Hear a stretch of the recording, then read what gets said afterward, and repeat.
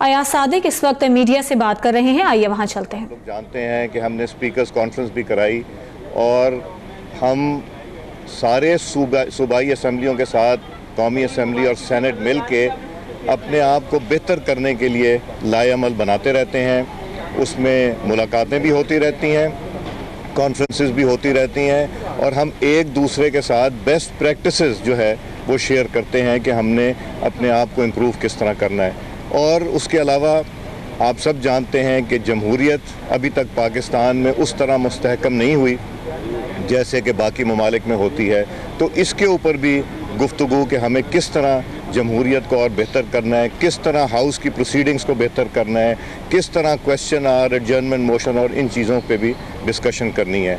इसके अलावा हमारी एक कॉन्फ्रेंस हो रही है, कॉमनवेल्थ पार्लियामेंट्री एसोसिएशन की कॉन्फ्रेंस हो रही ढाका में। उसके कुछ उमूर थे जो कि स्पीकर साहब से डिस्कस करना ज़रूरी थे, क्योंकि सिंध से भी डेलीगेशन जा रहा है, बलूचिस्तान से भी जा रहा है, पंजाब से भी जा रहा है, कौमी असम्बली और सेनेट से भी जा रहा है और KPK ने अभी तक कंफर्म नहीं किया। वो जो डेलीगेशन जा रहा है वहाँ अगला जो 3 साल के लिए चेयरपर्सन होगा जो कॉमनवेल्थ पार्लियामेंट्री एसोसिएशन का, उसका इलेक्शन है, एग्जीक्यूटिव कमेटी की सीट्स का इलेक्शन है, तो वो उमूर पे इनसे मुशावरत करने आया था। देखा कि क्योंकि आप इस्लामाबाद में आप ऑल इन ऑल ये जो एक चेमगोइयाँ हो रही हैं नेशनल कौमी हुकूमत की कि जी जैसे ही ये ख़त्म हो गए कौमी हुकूमत तश्कील पाएगी, कड़ा एहतसाब होगा, इलेक्शन पोस्टपोन हो जाएंगे, इनमें कोई सच्चाई है या आप समझते हैं सिर्फ डेमोक्रेसी को सबूतास करने के लिए ऐसी जो शोशे छोड़े जा रहे हैं? देखिए, मैं तो बड़ा क्लियर हूँ, वो अनासर जो पाकिस्तान में जमहूरियत को नहीं देख सकते, वो अनासर जो इलेक्शन जीत के इक़्तिदार में नहीं आ सकते, जो चोर दरवाजे इस्तेमाल करते हैं, इस तरह के साजिशी पूरे पाकिस्तान में फैले हैं, हमेशा से रहे हैं। उनकी ये साजिश है कि इदारों में तसादुम कराया जाए जिसमें वो फेल हो रहे हैं। उनकी ये कोशिश है कि इस तरह की हुकूमत बनाई जाए, मगर आइन और कानून कहीं किसी तरह इजाज़त नहीं देता कि 3 साल की कोई हुकूमत बनाई जाए।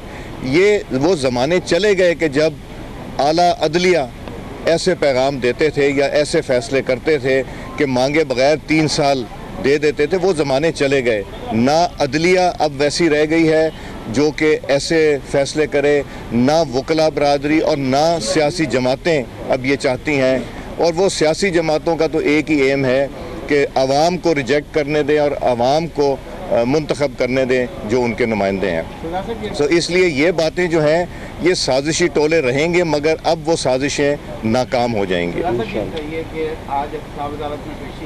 मरियम बीबी और कैप्टन का सफर तो पेश हुए, जो मियां साहब पेश नहीं हुए, तो ये एहतसाब अदालत से कोई बचने की स्ट्रेटजी है या इसके पीछे कोई और रीजन? क्या उनके वकला पेश हुए? क्या नवाज शरीफ साहब के वकला हुए? अगर वकला पेश हुए, आप भी जानते हैं कि उनकी अहलिया जो हैं वो उनकी तबीयत नासाज है, वो कीमोथेरेपी हो रही है। वो जैसे ही इंशाल्लाह उनकी बेहतर होती है तबीयत तो वो पाकिस्तान वापस तशरीफ़ लाएंगे, मगर वकला पेश हुए और वकला ने वहाँ दलाइल भी दिए। इदारों की बात आपने कि बड़े मुस्तहकम है, जमहूरियत बहुत मुस्तहकम है, लेकिन इदारों को गालियाँ भी दी जाती है, इदारों पे क्रिटिसाइज जो है वो किया जाता है, अदलिया को किया जा रहा है, फौज को जो है वो भी किया जाता है। मेरा नहीं ख्याल कि अदलिया को किसी ने गाली दी है या बुरा भला कहा है। अदलिया का एहतराम करना हम सब का फ़र्ज़ है और ना ही अफवाज पाकिस्तान को किसी ने गाली दी है या उनके ऊपर तनकीद की है। ये आपस की जो बातें हैं ये अंदर बैठ के बहुत होती हैं, शायद अंदर बैठ के बहुत सी चीज़ें वो डिस्कस होती हैं जो शायद मंजर आम पे नहीं आती, मगर ये गलत तासुर है। जो लोग ये चाहते हैं, जो अनासर ये चाहते हैं कि इदारों में आपस में इख्तलाफ हो, उससे होगा क्या? पाकिस्तान को नुकसान होगा, किसी जमात का नुकसान नहीं होगा, किसी इदारे का नुकसान नहीं होगा। पाकिस्तान के दुश्मनों ने पाकिस्तान को चारों तरफ से घेरा हुआ है और पाकिस्तान के जो दुश्मन तो ये चाहते हैं कि इदारे आपस में लड़ पड़ें। ये हमें सोचना है कि हम रिस्पॉन्सिबिलिटी अपने ऊपर लें और कोई इदारा दूसरे इदारे से ना लड़े और अपने दायरा इख्तियार में रहें। क्या आप अपने तजर्बे की बुनियाद पे इमरान खान को और जहांगीर तरीन को नाहिल होता देख रहे हैं?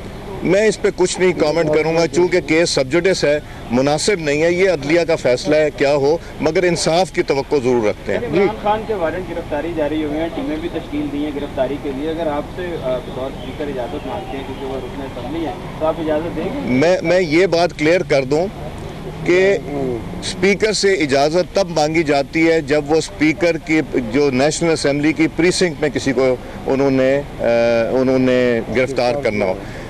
उसके अलावा सिर्फ स्पीकर को इन्फॉर्म करना होता है इन राइटिंग एंड वर्बली कि हम इस कानून के तहत या इस ऑर्डर के तहत या इस अदालत के फैसले के तहत गिरफ्तार करें, इन्फॉर्म जरूर करना होता है। आपकी तरफ से इजाज़त उनको गिरफ्तार करने की? इजाज़त मांगते नहीं, इजाज़त की ज़रूरत नहीं होती।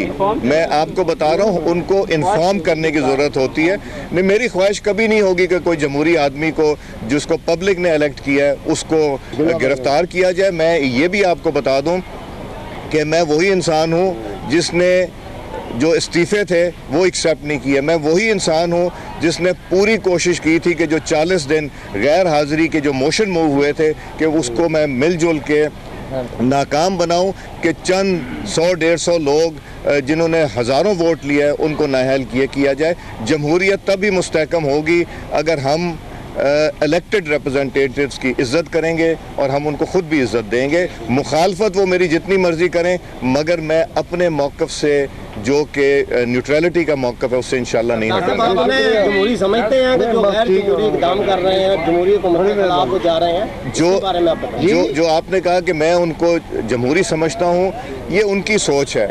अगर वो जमहूरियत के ख़िलाफ़ जाना चाहते हैं जो लोग, ये उनकी सोच है। और मैं तो यही कहूँगा कि हम वक्त आने दें, 2018 में फ़ैसला करें कि किसने काम सही किया, किसने नहीं किया, और आवाम को फ़ैसला करने दें। शुक्रिया जी।